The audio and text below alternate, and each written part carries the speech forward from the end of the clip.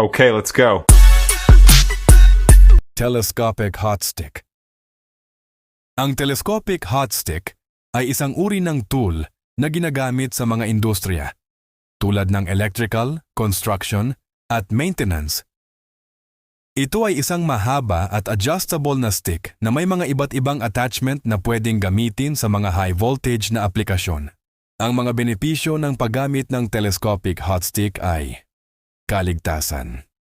Nagbibigay ito ng kaligtasan sa mga manggagawa sa pamamagitan ng pag-iwas sa direktang kontak sa mga high voltage na bahagi. Kakayahang umabot sa mataas na lugar. Ang telescopic design nito ay nagbibigay ng kakayahang umabot sa mataas na lugar nang hindi gumagamit ng hagdan o scaffolding. Yan ang telescopic hot stick, may haba na 6 meters